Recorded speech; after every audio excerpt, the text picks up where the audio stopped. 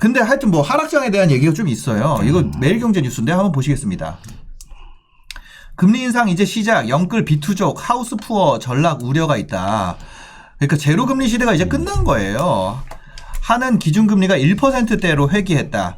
추가 인상 시에는 주담대 이자가 5에서 6%대, 2억 주담대 연이자가 600만 원에서 650만 원으로 올랐고, 뿐만 아니라 이제 DSR 규제까지 겹쳐서 내년 주택 시장에 요런 대출이 묶이기 때문에 안개 속이다. 요런 기사가 매일경제에서 나왔습니다. 이거 다 쓰신 분은 조성신 기자님께서 쓰신 기사입니다.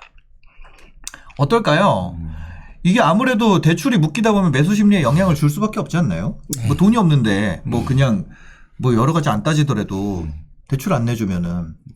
네, 기본적으로 먼저 뭐 매수 심리에 대한 이야기를 하기 전에 네. 이제 기준금리 인상과 관련해서는 일단 8월 달에 인상이 됐을 때부터 네. 올 연말에 한 차례 정도는 더 추가 인상이 있을 거라고 예상을 예고를 했고요. 네네.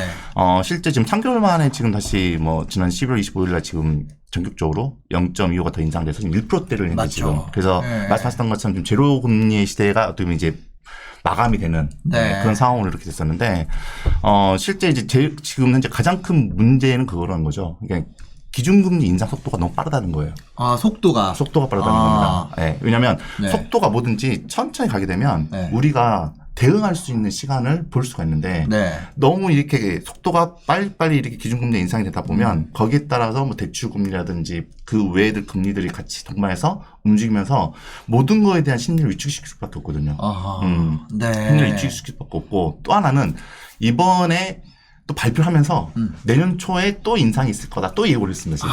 계속해서 할 거다. 네. 그러면 시기적으로 놓고 봤을 경우에는 빠르면 3개월, 늦어도 6개월 안에는 다시 또 추가 인상이 있지 않을까라는 생각을 하고 있는데, 문제는 또 내년도 중반 정도 됐을 경우에는 미국의 또 연준금리도 인상이 현재 될 것으로 현재 지금 예상하고 있는 상황이고, 그럼 그거에 대한 연준금 인상에 대한 부분에서 방어적인 차원에서 기준금리를 계속해서 딜레이시킬 수 없는. 그래서 지금 전문가들은 지금 내년에 한 2번에서 3차례 정도 더 기준금리가 추가 인상될 수 있지 않겠냐 이렇게 지금 예견을 하시는 분도 계시는데, 실제 그렇게 됐을 때 기준금리가 1.5에서 1.75까지 나오는 거거든요.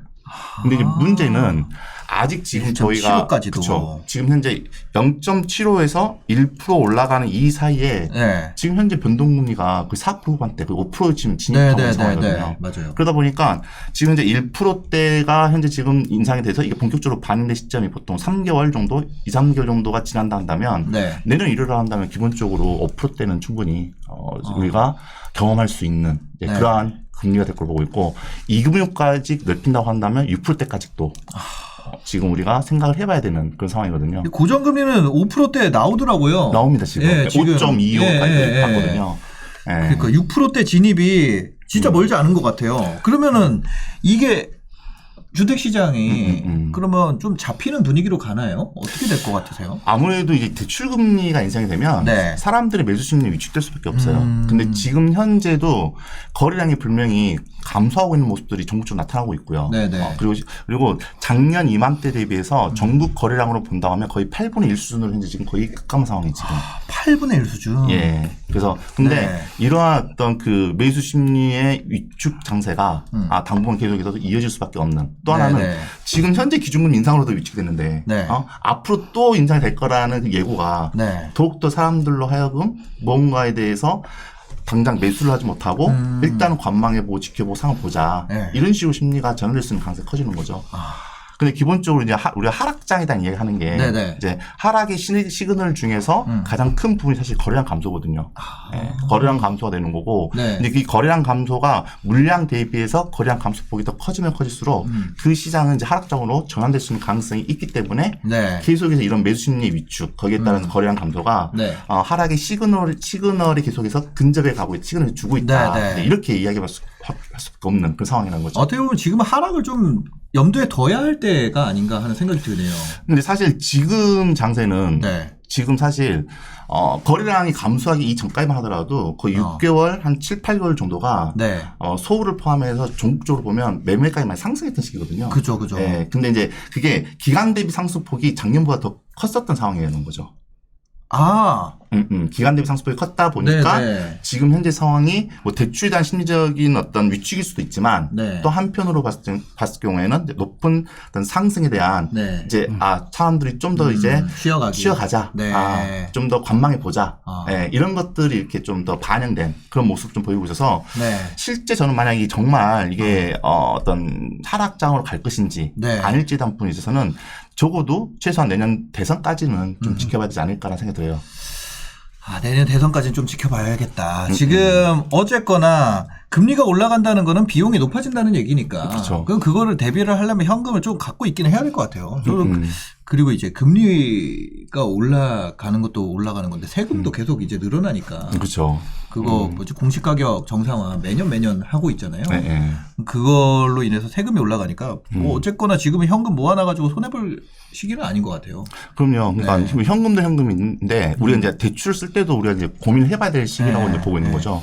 기본적으로 금리가 제로금리거나 금리의 변동폭이 크지 않았던 상황에서는 우리가 변동금리를 많이 사용하게 됩니다. 왜냐하면 이제 고정금리보다는 확실히 변동금리에 대한 이자가 싸니까. 네네. 근데 지금 이제 8월 이후에 이미 한 차례 더 추가적으로 인상이 됐고 앞으로도 현재 추가적으로 인상될 수 있는 가능성이 있는 상황이다 보니까 네. 지금 현 시점에서는 우리가 꼭 변동금리만 고집하지 말고 네. 고정금리까지도 좀 생각을 해봐야 되는 그런 시점이 아닐까 생각이 들거든요. 변동금리랑 그런데 고정금리가 금리 차이가 엄청 커요. 실제로 그 한 1% 이상 차이 나는 것 같던데요. 근데 실질적으로 보면 이제 그런 이제 어떻게 보면 이제 그 상품 대 상품과의 비교를 이렇게 하면 그렇고요. 네. 평균적으로 놓고 본다 했을 경우에는 0.3에서 0.6% 정도 차이가 나요. 0.3에서 0.6%. 예. 근데 상품 대 상품으로 보면 실질적으로 1% 정도 차이가 나는 경우도 있습니다. 네네네. 있는데 이제 고정금리를 이제 우리가 좀 눈여겨봐야 될 게 뭐냐면 지금 이제 변동금리가 어떻게 보면 지금 계속 앞으로 인상될 수 있는 가능성이 큰데 사실 네. 변동금리 같은 경우는 이게 그 어떤 그 변동금리를 하는 지표가 되는 그 금리 기준이 코픽스를 기준하잖아요. 네. 근데 코픽스 같은 경우에는 예금과 적금의 금리를 가장 많이 반영하거든요. 네. 그러다 보니까 현재 지금도 예적금의 금리가 좀 인상이 되고 있는 상황에서 앞으로 시장에서는 변동금리의 상승폭이 좀 더 네. 커질 수 있지 않겠냐. 네, 그러면 네, 네. 변동금리하고 고정금리의 갭이 지금보다는 좀 더 줄어들 수 있는 가능성이 있다고 보이는 거죠. 네네. 네. 그랬었을 때 이제 우리가 그러면 변동이 나을지 고정금리가 나을지에 대한 부분을 고민해야 되는 시점에서 만약에 내년에 전문가 예상한 것처럼 네. 2에서 3% 정도 아니 2번에서 3번 정도 더 인상이 된다라고 했을 경우에는 지금은 여러분 대출을 실행할 때 고정금리에 대한 부분을 심각하게 좀 고민해야 되는 좀 그런 시점이지 않을까 좀 생각을 하거든요. 어떻게 보세요? 위드 시메님이 보시기에는 이런 금리 인상, 이런 것이 뭐 하락장의 촉매가 될 거라고 생각을 하시나요? 어떻게, 여기 이제 지정수님께서 이런 얘기가 있어요. 이자보다 인플레가 더 올라서 자산이 다 오를 것 같아요. 이런 얘기도 해주실 분도 있고, 얌야님께서 결론은 자기가 선택해야죠. 예, 구운감자님. 금리 상승보다도 우대 금리가 없어지는 게 영향이 더 큰 것 같습니다. 베리베리 핑크님, 오늘 주식도 하락 심해요. 이런 얘기가 있는데, 네. 시베님 의견은 어떤가요? 전체적인 의견은 성준님의 의견과 같이 동일하고요. 중요한 거는 이 금리 인상이 심리를 건드리는데 네. 그 심리가 매수 심리를 건드리는 거냐 매도 심리를 같이 건드리는 거에 대해서는 조금 봐야 될 부분이 있는 것 같아요. 네네. 실제로 그 2014년 중반부터 서울이 이제 심리가 살아나기 시작했다라고 볼 수 있는데 그때 당시에 기준금리가 2.5%였습니다. 2.5%? 네, 지금은 1.1%니까 절대적인 위치는 요시금이 더 낮죠. 그렇죠. 물론 좀 전에 말씀하신 그 부수거래에 의한 할인 같은 것들이 없어지니까 실질금리가 조금 더 높게 느껴질 수는 있으나 기준금리로 봤을 때는 분명히 반이 안 되는 상황에서 매수 심리가 살아나기 시작했어요. 분명히. 근데 그때부터 점점 금리가 하락하기 시작을 했지요. 기준금리가. 그러면 하락을 했기 때문에 매수 심리가 살아나고 그러면 모든 지역이 이 금리는 서울에만 해당되는 게 아니라 전국에 해당되는 거기 때문에 전국이 다 올라야 되잖아요. 그렇죠. 근데 2016년도에 부산은 하락을 했습니다. 가격이 하락을 했습니다. 네네네. 이는 금리가 문제가 아니라 공급이 너무 많이 환이 터지기 때문에 이 공급에 의한 실질 가격이 움직이기 시작을 했던 거예요, 사실. 그리고 서울로 다시 돌아와서 생각을 해보면 사실 이 심리가 가장 크게 무너진 때가 2018년도 9.13 대책이 나왔을 때였거든요. 아, 그렇죠. 수도권 지역에 심리가 많이 무너졌죠. 그렇죠. 굉장히 많이 무너졌는데 그 당시에 금리는 1.75에서 1.25로 하락한 바 있습니다. 금리는 하락하고 있는데 심리는 더 많이 무너졌다는 거죠. 지금 실제로 가격이 떨어지는 지역, 실제 이 심리가 떨어지는 것이 아니라 가격이 떨어지는 지역에 요즘 대구가 많이 유명을 하죠. 그죠. 미분양이 많이 발생을 하고 실질적으로 집이 남아 돌기 때문에 가격이 떨어지는 것이지 과연 이 매도자가 집을 내놓을 것이냐 말 것이냐에 따라서 이 심리는 거의 제로까지 떨어질 수 있으나 하락을 하지 않고 보합을 하고 있을 가능성도 충분히 있다라고 저는 판단을 하고 있고. 예를 들어 금리가 오른다 그래도 서울 수도권 지역 같은 경우는 그렇죠. 심리만 잡혔지 그렇죠. 거래로서 이게 나오기는 쉽지 않은 부분이 있다. 급박하게 금리를 올리는 부분에도 그 심리를 빠르게 잡으려고 하는 정책적인 그 영향이 있다라고 저는 판단을 하거든요. 그래서 이 심리가 실질적인 가격으로 이어질 것이냐 하는 부분은 이것 외에도 종부세의 여파라든지 대선의 영향이라든지 향후에 내년 7월 달에 나오게 될 계약갱신권을 쌓는 이 전세입자들이 보증금을 올려줄 수 있는지에 대한 여부까지도 충분히 검토해야 되는 부분인 거지. 지금 당장 이 집이 하락할 거다라고 판단하기에는 조금 이르지 않나.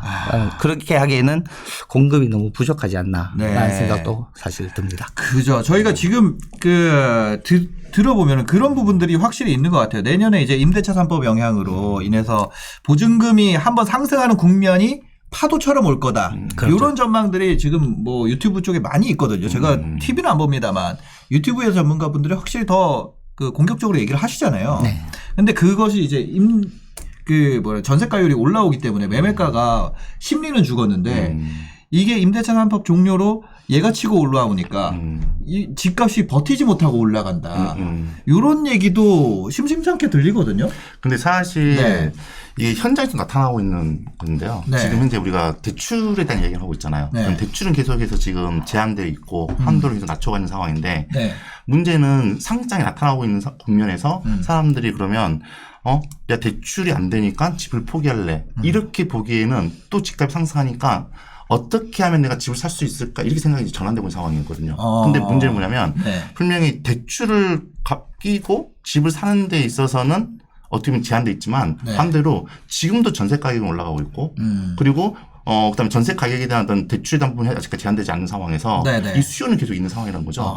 그러다 보니까 대출을 끼고 집 사는 것보다도 오히려 어떻게 소위 말하면 이제 전세 갭 투자를 해가지고 하는 수요가 좀 더 증가될 수 있는 가능성이 있다고 봐야 돼요. 갭 투자 수요가. 그럴 수밖에 없는 게 지금 현재 지금 내가 살 수 있는 방법이 어떻게 보면 전세를 끼고 살 수 있는 방법이 없는데 매매가가 상승하고 있는 상황이에요. 그러면 지금이라도 일단은 투자를 해놓고 나서 예전 같은 경우에는 내가 전세를 끼워가지고 대출을 끼워가지고 집을 사고 대출을 상한다 생각한다면 지금은 전세를 끼고 일단 사고 난 다음에 가격이 올라가는 그 폭을 받은과 동시에 추후에 이 전세금에 대한 부분을 나중에 대출을 다시 반대로 상환해서 내가 들어가 산다. 왜? 시간이 지나면 지금보다 대출 비율이 더 완화될 수 있는 가능성이 있으니까 그렇게 해서 전략을 바꿔 생각하시면 많이거든요. 이게 내 집 마련 전략이 거꾸로 된 거예요, 이제.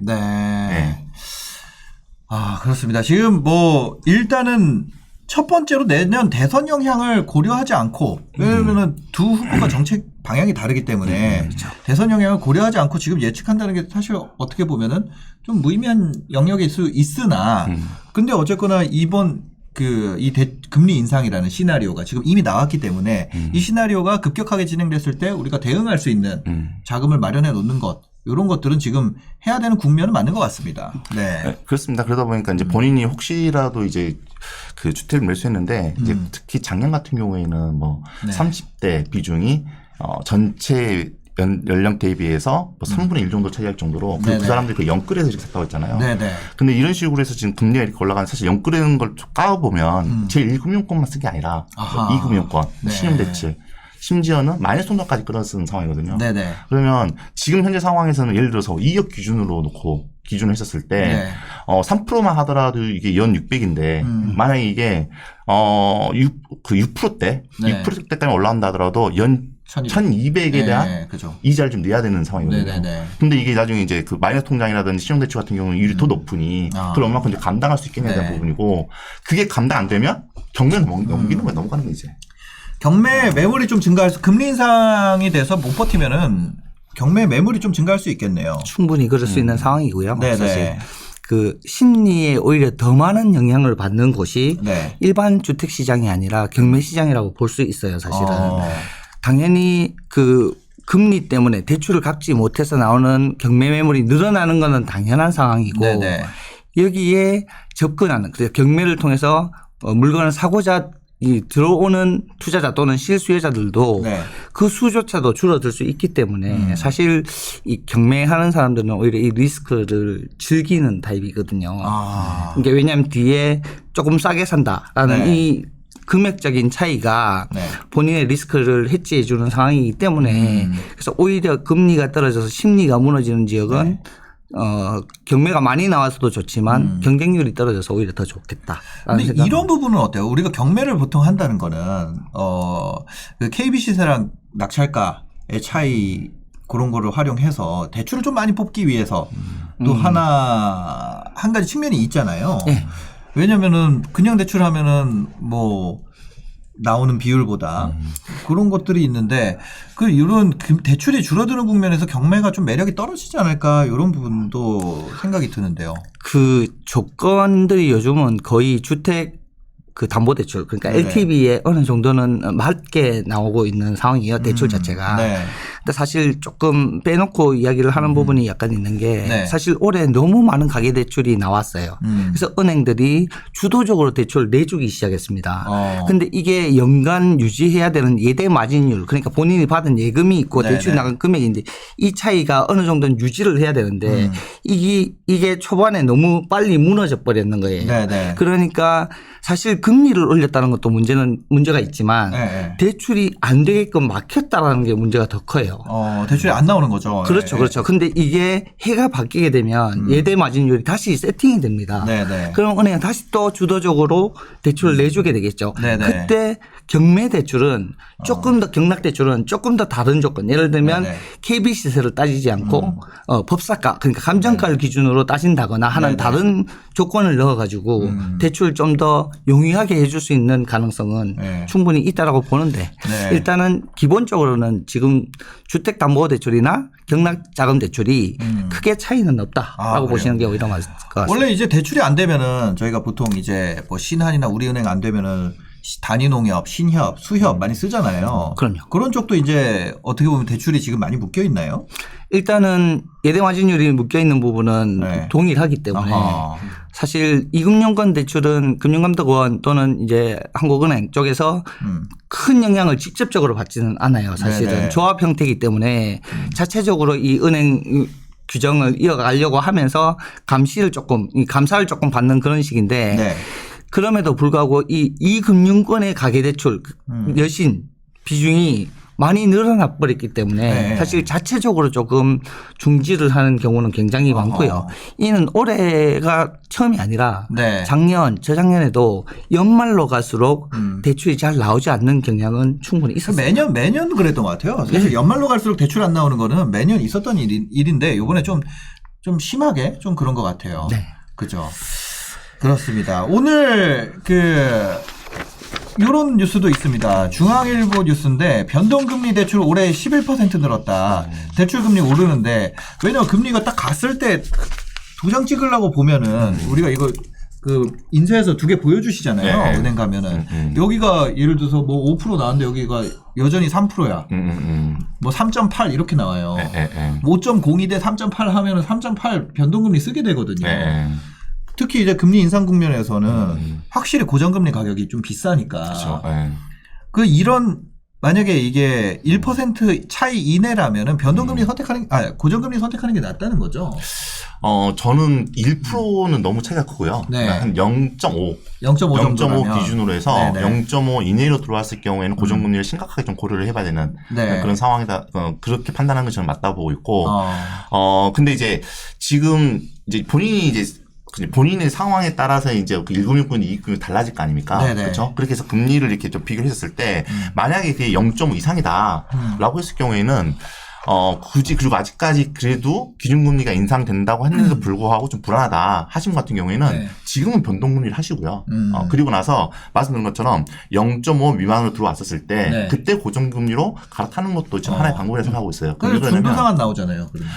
변동금리에서 고정금리로 해서 나온 건 지금 현재 중도상환 수수료가 없어요. 아, 그래요? 네. 아. 그게 이제 국가에서 네. 그 가계대출 안정을 시키기 위해서 고정금리 유도를 하고 있거든요, 지금. 네네네. 그래서 지금 중도상환 수수료를 얻기 때문에 지금 현재는 사용할 수 있는 그런 방법 중 하나 되는 거죠. 이것도 꿀팁이 또 하나 네. 이렇게 지금 변동금리에서 고정금리로 갈아타는 거는 중도상환이 없다고 합니다. 뭐 내가 금리 비교를 해봐가지고 0.5% 이내에 대출금리가 차이가 있다면은 지금 갈아타는 것도 좋은 방법이겠네요. 그렇죠. 이제 이따가 네. 갈아타는 것도 좋은 방법이고 그렇지 않고 나는 불안해. 네네. 나는 그냥 고정금리를 가고 그래서 신경 쓰지 않을 거다라고 네네. 했을 경우에는 비교를 했는데 1%대까지는 사실 그 판단이 어렵지만 0.5에서 0.6 정도 그 정도 네. 차이라고 한다면 충분히 내년 상반기 이후에는 네. 변동금리를 놓고 봤을 때 뒤집을 수 있는 그 정도에 대한 이율이다 보니까 네네. 지금 또 고정금리를 가는 것도 저는 괜찮지 않을까 생각이 듭니다. 알겠습니다. 변동금리에 내가 괜히 이런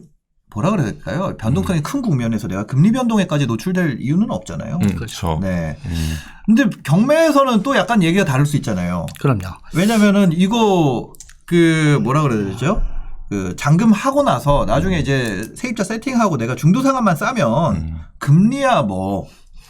결국은 네. 경매는 본인이 전략이 무엇인가에 따라서 결국은 달라지는 것 같아요. 네네. 예를 들어서 본인이 직접 살려고 실거주를 하기 위해서 경매 낙찰을 받을 수도 있고 이분을 전세가가 높아서 네. 전세 세팅을 하기 위해서 일시적으로 대출을 내서 경락자금 대출을 쓰는 경우도 있고 네네. 아니면 월세 비중이 월세가 너무 잘 나와서 네네. 대출과 보증금을 안고 월세를 받으려고 하는 이 전략이 다 틀리기 때문에 그죠. 이 전략에 따라서 예를 들어서 장기적인 실거주를 할 예정이라면 금리가 낮고 또 금리가 안정적인 걸 선택해야 네. 되겠지만 네. 예를 들어서 한 2달 뒤에 바로 갚을 대출인데 그죠. 그 2달 기간 동안의 금리 차이가 그렇게 크지는 않다는 거예요. 그렇죠. 오히려 중도상환 수수료가 나오지 않거나 작거나 네. 또는 부대 비용이 덜 들어가거나 하는 그런 대출들을 네. 전략적으로 이제 이용하게 되죠, 사실. 네.